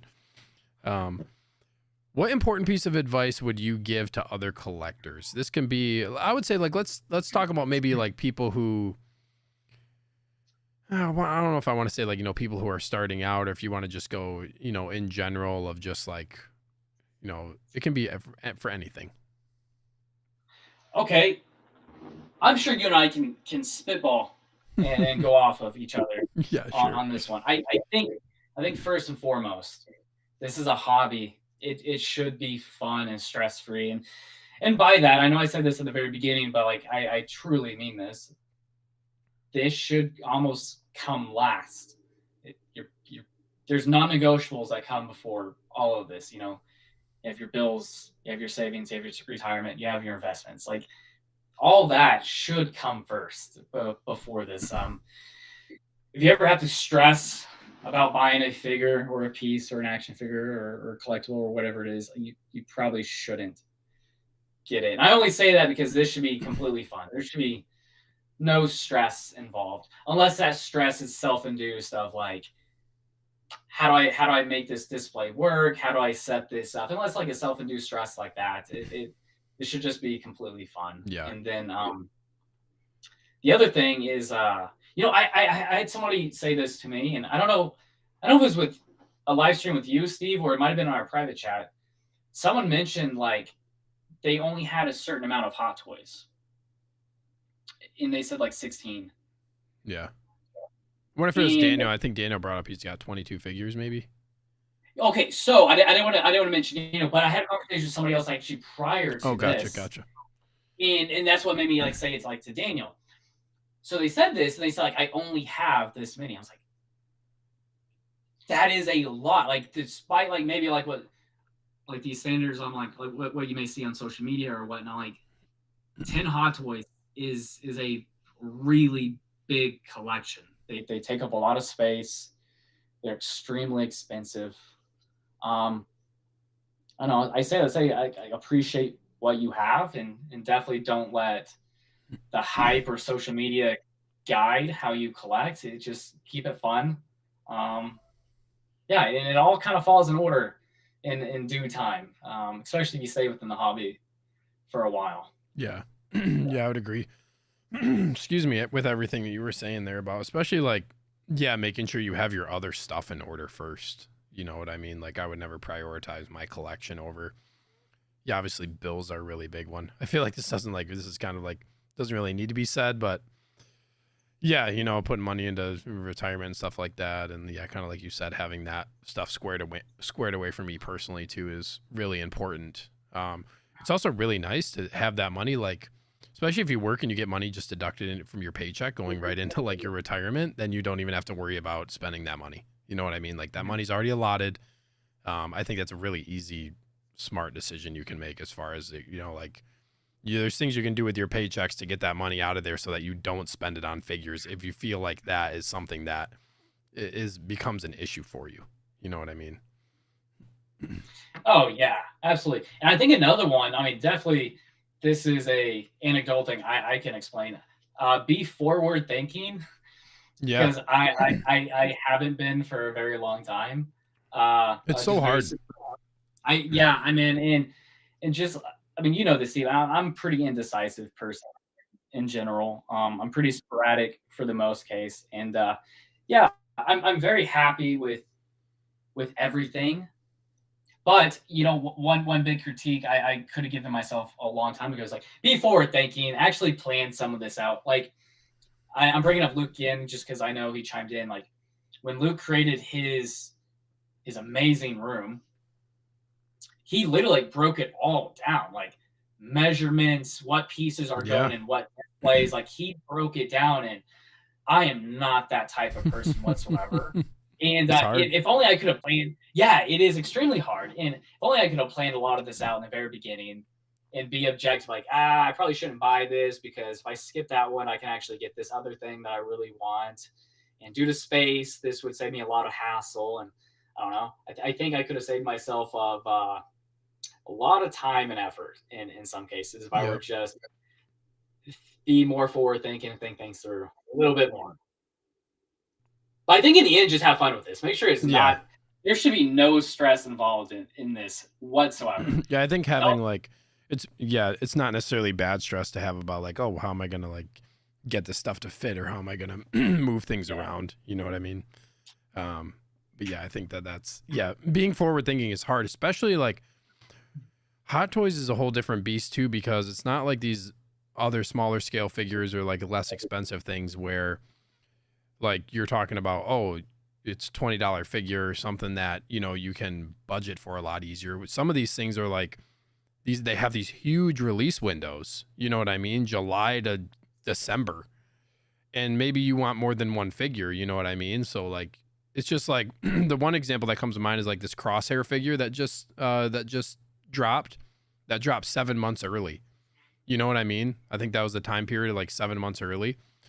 So it's tough especially if you pre-order figures, like it's really tough to be forward thinking. What you want to be forward thinking and like, oh, I want to pre-order this because maybe you want to like, that's one that you really want. You want to pre-order it. You want to either do a payment plan or maybe you're going to pay it all up front. But it's so hard to put those pieces together as far as like, okay, how am I going to budget out? Because all these figures are releasing at different times. So I think like there's challenges that come with that too. Like I have a lot of pre-orders right now and I'm hoping like that they're spaced out. You know what I mean? It's just hard to, I guess the solution would be don't pre-order so many figures, but at the same time, if if you're able to get them, it just makes it a little bit more challenging when the timing of it is difficult sometimes. Yeah, I'll say this. I'm very fortunate enough where I haven't had that ever be an issue for me. Yeah. But it's funny. I say the forward thinking thing, and I said like there's one critique I would give myself back then. It would have been be more forward thinking. But then I think back of like, man, if I would have told myself I would be primarily as just a 6 scale collector in the very beginning, I would have missed out on a lot of hunts at Walmarts and Targets. I would have missed out on opening up a lot of Marvel Legends and having fun with that at that time. I don't know. I probably would have missed out on a lot of memories. Yeah, you So, miss like, out on like the journey of collecting, you know what I mean? Like where you started and then yeah, how you got to that point. So like, yeah, I think like that's kind of, sums up like what I wanted to do with this show is like, kind of the culmination of what your journey has been so far. And I think like that's a really important point. How you said, it's kind of the purpose of the show, saying like, oh yeah, the question, like now you thought back to one of the previous questions, right? Like, oh, what could I have done differently? But then you think of like, well, those were really good times in collecting. You know what I mean? Like, I think the same thing of like, oh, it would have been exactly. nice to not, if I would have just thought about like, oh man, I wish I wouldn't have got like those Black Series figures. I would have just, jumped straight into 1/6 scale when I did, but it wouldn't have made sense. It probably wouldn't have happened. I don't think it would have happened and just fell into place that way if it wasn't for, how Or the I appreciation of it, yeah, or the appreciation of it and just like, yeah, like starting off there and then working your way up, over so many years. And you learn so much as you go about doing that. You know what I mean? I think that's really important. So that's a really good point. So Luke has a good question in the Yeah, chat. I'm going to pull this one up here. Okay. Yep. Yeah, Austin, are you planning on keeping your DTOFs or will you build more custom displays? What's your future vision for the space? Yeah, this is a really good question, Luke. This is good, and this is something I need to answer wisely, I guess. I do have a plan. I am keeping my DTOFs. Mm. The reason being, I really like the idea of having this entire wall as my DTOFs. I like the aesthetic look of it, but I also like the fact that it separates a lot of these independent pieces. And I have a lot to unbox. I have a lot coming in, and to me, it's a very aesthetically pleasing way to do that. Much better than this or Maju Cases. The other thing is Brian from Maju Space. He recently, I can't remember if he said this to me in a message or he put it out there.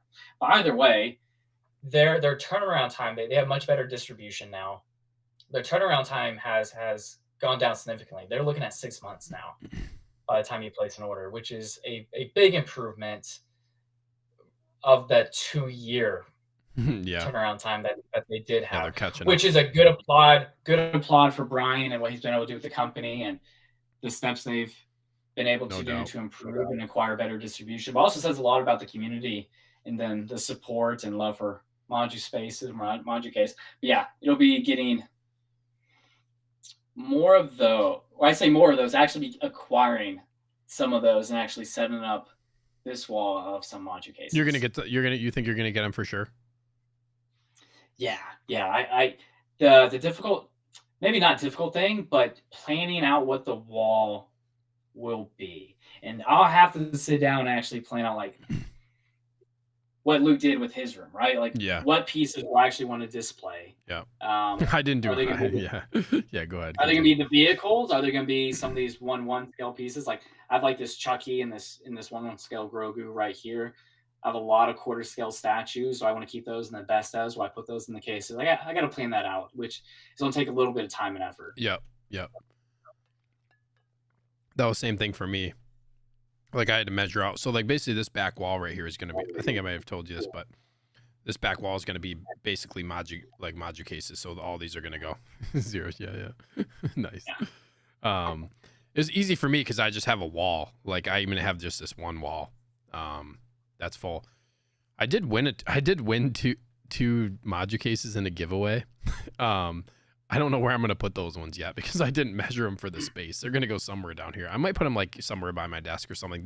One of those is going to be a one-off shelf. So I'm fortunate to be able to do that, like, and have that extra. But yeah, make sure you measure it out. And like, I can give you some ideas of kind of what my thought process was, but Luke is probably a better dude to talk to when it comes to that because he sounds like he was way more intricate.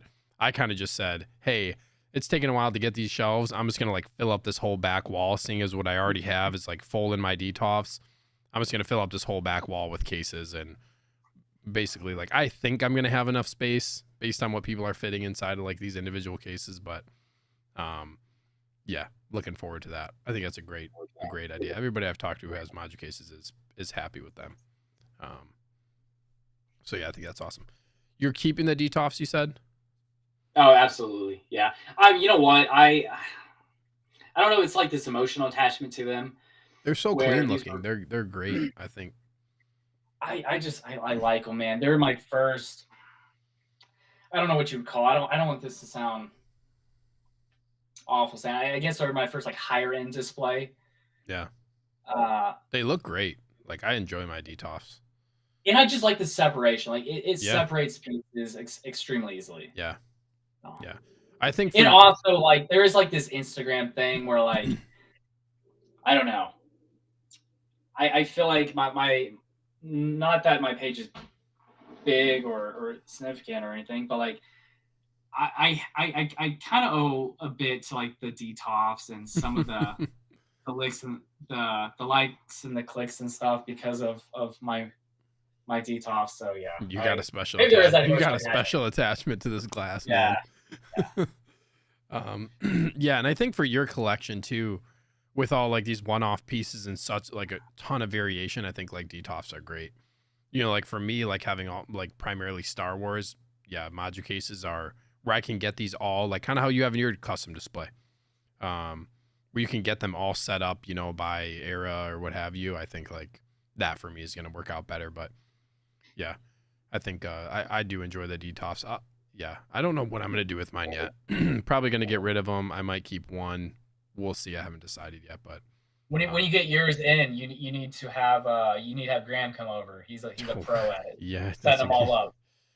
Maybe I'll bribe him with some homemade food or something or money or bribe them with content. Have them film it all. bribe him with content. I'd watch it. Yeah, dude. You know what I would love to do? I was thinking about this. Like, it would be so cool to get people like into the room, like into this room, and set up like a talking head stream. You know what I mean? Like, I would love that to have the room. Like, I have some space back in here, like over in this area, and just like get a set, like have a setup in here with some extra mics and stuff like that, and actually have like in room like conversation. I think that'd be really cool to do, and stream it at the same time. We will absolutely make it happen. I think that'd be so cool to do. I just don't know logistically as far as equipment goes and stuff like that, but I feel like that'd be like, feel like that'd be an awesome idea. Also, go ahead. I think we can say this on here because are you going to Texas with us in September? I'm not sure yet. I think it's leaning towards more yes than no, potentially. Okay. Yeah. Were you gonna say something else about it? No, I'm just saying, you know, this will be kind of our content creator trip. Yeah, lots of good content. A friend trip, obviously. You know, all of us actually getting together in person and meeting and hanging out and spending time together and whatnot. But it's an opportunity to get some content together, actually in person. Yeah, some cool content for sure. Yep. Let's touch base with the chat here real quick. Luke, hopefully that answered your question. I thought that was pretty good. Daniel says, I have 5 Hot Toys and 2 Sideshow figures, but man, I'm happy. More coming, obviously. Yeah, like, it's whatever you're happy with. Like, people, yeah. You know, I talked about, you know, this on a different stream I was on, too, about just, like, it's always good seeing, you know, people having an appreciation for it, no matter really how many figures they have. Like I always said, like I like seeing these posts of like, man, it took me, like I worked really hard to get this figure, right? And like I wanted it for a really long time and I was able to get it. I love that type of stuff. Awesome that you got more coming. Slow but steady, no doubt. You got to be like, yeah, be selective. Mike says we get warped about how we see the hobby because we're in it. When a normie finds out you have 10 $300 action figures, they consider a crazy person. There is no only X amount of figures in this. I think another thing is like, this goes for anything, because you could say that, but like that same person that'll tell you that will go drop 50 grand on a car or go, you know, buy a boat, or like it's all about what you $30 each day in fast food. Yeah. Or like go and just buy a bunch of alcohol all the time at the bar, like what have you, like go out to eat. Yeah, just like there's all Mustang. Yeah, the 67 Mustang. The bottom line is like I really don't care how people spend their money. You can spend your money however you want. Is really what I would say. You know what's funny? I said this earlier when I collected Funkos. I thought it was extremely silly that people spent $20 per action figure. When I was over here spending like $2 to $8 per Funko. Yeah. So it's all just kind of relative to what you know. Yep. Exactly. Brick says it's the journey that matters. Exactly. We kind of touched on this a little bit. Like, yeah, I think, yeah, it's crazy. Like looking back, kind of like, yeah, it makes me, yeah, kind of talking about all this stuff, looking back and thinking about like with starting collecting. It's pretty, it's been a good ride so far, and it'll continue. I feel like for me. Austin, what do you think? Oh yeah, I mean absolutely. Yeah. It's all the ebbs and flows that we kind of learn from, all the mistakes that we made. Granted, do I wish I wouldn't have made as many mistakes? Sure, yeah. But I've been able to learn a lot and make a lot of friends throughout it. So Yeah, for sure. Yeah, you're a collector. 6 Skywalker said, such a great first episode. I can't wait for future ones. I appreciate you tuning in, man. And I agree. You know what? Luke would make a fairly good collector tour guest. Luke, if you ever want to, come on the collector tour, we should link up for sure. Anything else, Austin, that you want to add that we did not talk about? Anything else you can think about? Just a disclaimer of I'm absolutely no professional, no experts, none of this. I'm just a nerdy guy who has some anecdotal experience. Not much. I don't have much compared to a lot of people. I know people like Graham and D'Lo and whatnot have been in this hobby for a long time, but I have a little bit of experience that I appreciate Steve letting me kind of share. Yeah, so for sure, man. Yep. Yeah. Like I said, it's nice to when I go from like channel to channel and see people and listen to them, like I really appreciate like getting the collector insight. You know what I mean? Like I like consuming the content where like it's showing, how people navigate the hobby and how they are, kind of as people. I've always kind of been drawn to that. So that's kind of. Yeah, you and I are very similar in this way. Like if I'm watching a content creator, if I'm keeping up with one, I get more engaged if I learn more about them and who they are. Yeah. And actually have like some sort of connection or try and find a connection that way versus just, I like seeing figure after figure, right? I like that, but I also like seeing who the collector is. So this is a very fantastic series that you're starting. Dude, I appreciate it, man. I appreciate it. Thank you so much for being my first guest. I'm honored. It looks like we got one more comment here from Mike. I just bought the Dark Knight quarter scale figure on Sideshow Seconds. Love hate with Seconds. Yeah, they got some really good deals. Can be dangerous on the wallet. Did you guys know the ID.me discount can be applied on top? I did not know that. I usually don't buy on Sideshow a lot, but that is very nice. Austin, I don't know if you know about the ID.me discount, but yeah, you can get additional. Yeah, 15. The military, teacher, first responders. Yeah, I think it's fantastic that they do that. Yep, I do as well. One thing I'll say about that is sometimes you can still get the figure cheaper somewhere else, even with the 15% off. But Seconds is like pretty good. They're discounted and then you get another 15%. Like, yeah, it doesn't really get much better than that if you're fine with whatever, usually minimal box damage or whatever, and the figure's fine. Yeah, you touched on something pretty neat. The aspect of price shopping. I think you should do that on most everything, and granted, different retailers are going to have different pros and cons, and you kind of got to weigh that out of, do you want something cheaper, but you may potentially have to wait a while longer? Would you rather pay more money to have better customer experience if an issue were to happen? You kind of got to debate that and figure out what you feel most comfortable with. Yeah, that's a whole nother ball game as far as like that I never would have considered getting into Hot Toys of like, or just, 6 scale collecting in general of like, yeah, navigating who you're going to order from, all these batches, things coming from Hong Kong. How long is it going to take to get to each retailer? Like there's a lot of intricacies that I never really considered, but yeah, it's a really, really good point. I would agree. Price shop, unless you're doing this for a living and you need to get the figure, right away. Or like I said, you don't mind paying a couple extra bucks and, getting the figure early, and like to each their own when it comes to that stuff. But yeah, which is very valid, right? Like we definitely know people who pay a little bit more to have a figure faster so they can put out their content, which me as a viewer and a lover of this hobby, I like seeing, right? That's not something I necessarily value. See, I can't remember if it was you or Daniel in our chat who mentioned this, who kind of not sided with me, but kind of shared the same feeling or sentiment that I had of where I don't ever feel the need to post a figure as soon as I get it. I'm for sure just going to post it like when I feel ready. Yeah. And if it's a year later, then I'm okay with posting it a year later after everybody else. Yeah. Yeah. I don't think it really matters. You know, it's whatever you want to do with your collection, and I think with your content too. But yeah, I would agree. Mike says, great show, fellas. Appreciate it, Mike. Thank you so much for tuning in. That Star Wars bloke says, great show, everyone. Lovely to hear you chat. I appreciate you tuning in. If you ever want to get on for an episode, let's connect. Brick says, could watch for another hour. Keep it going.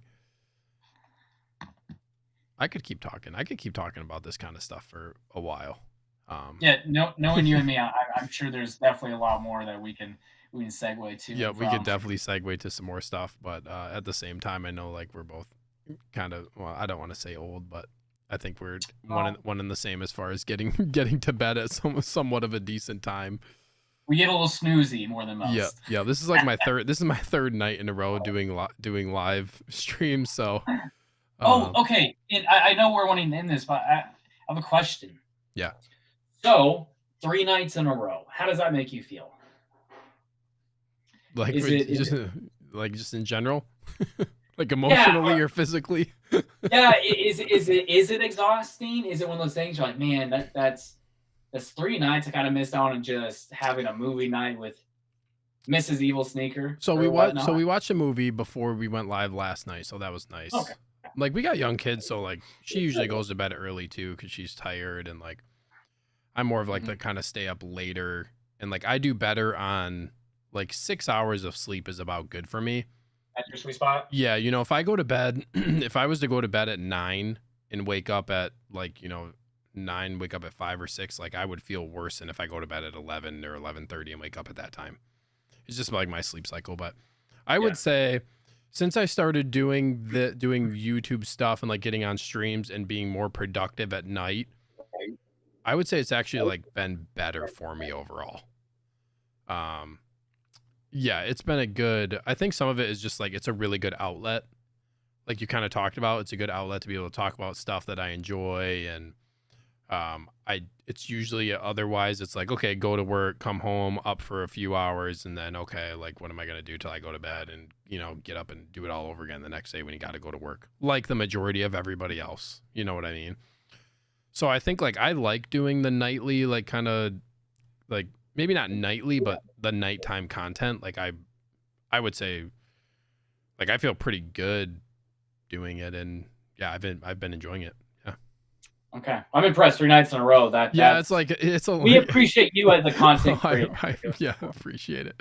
Yeah, it's been good. And like I just like, yeah, just want to, you know, put myself out there and talk to different people, and like it's been really fun getting on other live streams, and I just really enjoy it. It's been, like I said, anybody who's considering like jumping into YouTube or just isn't sure, I think if you are thinking about it or you're considering it and you have the ability to do it and you have some equipment that can get you started, like you don't need a ton of stuff to get you started. I think it's totally 100% worth it. You just got to kind of bite the bullet and, you know, take the plunge. But yeah, that's what I would say about that. I feel like it's been like 3 nights in a row. I'll probably take a break tomorrow. I will probably for sure take a break tomorrow. But yeah, I expect next week there to be more lives. I'm still trying to figure out when I want to do my live stream. It's tough. I don't know yet. I don't know. I've just been really enjoying the ride so far of just going and doing the stuff that I've been doing. So I shall plan ahead. Austin, as far as your channel goes, I know you got the collection tour up. Really enjoyed it. I like those figures. Some of them, like one that really stuck out to me is that Pennywise, man. I know a lot of people talk about it. So I haven't seen the new movies yet, like the new It movies. Like I really need to watch it. But that Pennywise figure with the base, like with them in the drain, oh, it looks so good. That is one of my favorite Hot Toys. It is so cool. It is so cool. But Anything else that you have planned, like in the near future? I know you talked about some unboxing stuff. Is that stuff you're going to put on the channel? What do you got coming up here? Yes. So that is something I'll be posting on the channel. Our unboxings. Now, my unboxings may be a little bit different than most other people. Most other people kind of go into a lot of depth of like the figure itself and like the articulation, the tailoring. I, in no way, am going to try and fake any of these descriptions or anything else. I'll probably just touch on like my sentiment of the character or the movie and just my overall thoughts on it, and actually just be extremely transparent if I like it, if it was worth the money I got or I bought it for and whatnot. I'm not certain I have to kind of figure out like the angles of the unboxing, how I kind of want that and how I want it set up. But I got another figure last night, like I told you, and there's more on the way. So like I have to start unboxing a lot of these and do it quicker than the pace I've been at. So yeah, I just want to do one for each of the figures, and we're 30 plus right now. And then I have some ideas for some other videos, and I want to segue into like movie reviews. So I'm planning some of that out as well. Yeah, nice, dude. That sounds awesome. 30 yearly, yeah. I have so much stuff in. You're in the same boat. It sucks, man. At least you have room to put it somewhere. Like you're gonna have a place to put it. That is something I'm very, very grateful for, and it makes it very less stressful because I have purposely created a lot of space for it. So I shouldn't say I don't have the space. I have space in the basement, but we're talking about like putting them out on open shelves, and I just don't want them. I don't want. You have a reason that yours are still boxed. Yeah, I don't. Yeah, I don't want to just put them out. Like I could put up some shelves on my walls, I guess, if I wanted to, but then I'd have to take them down in a couple months, and it's just not worth it. But yeah, it's really nice. I feel like it's so nice knowing that you have the space when you're going to be opening all those figures, and obviously you got them because you have the space too. But yes, I think that's great. Anything else you want to mention? I don't know. Oh, sorry, go ahead. Yeah, and I don't know. You're new to YouTube, and I don't know. I do really well with structure, and right now I don't feel like I have a bunch of ideas. I don't know how to execute some of them, and that's mostly due to like editing ability and whatnot. So that's something I'm still trying to figure out as well, is like the structure and the kind of consistent videos that I want. So that's something I still need to probably plan out and maybe have a good phone call with you and chat that out. Yeah, it's always good to like chat about ideas, and like I just make usually I make like random on my phone I'll just have notes. Like I have just like not a template, but it's just a note of like anytime an idea pops into my head of something that I may consider doing, like I'll put it on my phone, or else I'll probably forget. So I just have like this running list of like stuff, and then I'll start breaking it down. Breaking it down of like, okay, how would I want to do this content, or like the one thing I would just remember is like it doesn't have to be a fast process. You can like, oh yeah, and it's probably not gonna be. You know what I mean? So I think the fact that you're thinking about it is good, and like, yeah, I'm the same way. I need to start, getting some more content out, but because in the end, I'm definitely not pressuring myself on like, oh, I need to do X amount of things or not. In the end, I just want to have fun. Yeah, because I'm enjoying this, and I just want to create structure that I enjoy and I know I can do over a long period of time. You can relate to this. It's just like the working out thing in your diet. Yeah, I structure both of those in a sense of it's something I enjoy heavily, and I know I can do it consistently over a long period of time. Yeah. So I want to be able to apply that to this. Yes, that's and like finding it enjoyable. You don't want to just do content that you don't like. I think that's. Oh yeah, and me and you can have an entire live stream on this. So like whenever, and I don't like creating diets for people because it's not something I enjoy. But when I did, the first and foremost, you have to enjoy it because an average person is not going to eat a meal that they do not enjoy. So yeah, typically, yeah, it has to be first and foremost, you have to enjoy it to be able to consistently do it over a long period of time. Most people can't grit that out. Yeah, you want to have fun with it, right? I think that sounds great, man. Yeah, we'll chat here in the near future, bounce some ideas off each other. A couple people in the chat here. Daniel says, great show, guys. Till next time. Daniel, thank you so much for tuning in. Yeah, it was great seeing him. He was really active. I like that. Yeah, I like that too. Mike says, you guys are nailing the culture of the hobby. For me, it's literally an equal to the figure themselves. Yeah, word. Six Scale Skywalker says, good night, fellas. Amazing chats tonight. Till next time, everyone, may the force be with you. May the force be with you as well. I think with that being said, we got any last minute words? Nope, other than, man, I appreciate you. Thank you so Dude, much. yeah, for I'm so this is happy. long. Yeah. Thank you for being part of the very first episode of the Collector Tour. I thought I think it went really well with you. I'm really glad you agreed to come on the show. Like I said, I want to showcase like the collector side versus like, it's always great to look at figures, but I think like there's so much that goes into being a collector that I feel like is really, really important to highlight, and is information that I feel like a lot of people, could find useful, especially now with what's going on with like the, in the collecting world. So I really appreciate you being on. We will chat here in the near future. To everybody still in the chat, thank you so much for tuning in. If you haven't, please hit that like button and please subscribe to my channel. And then also as well, Austin's information is down in the description below. Please go check out his Instagram, give him a follow on there, and then subscribe to his YouTube channel so you can see his upcoming content coming. Until next time, I'll leave you with this. You should be able to hear this. That's a seismic charge. All right, I'll catch y'all. Yeah, we will catch y'all at the next one. All right. Peace.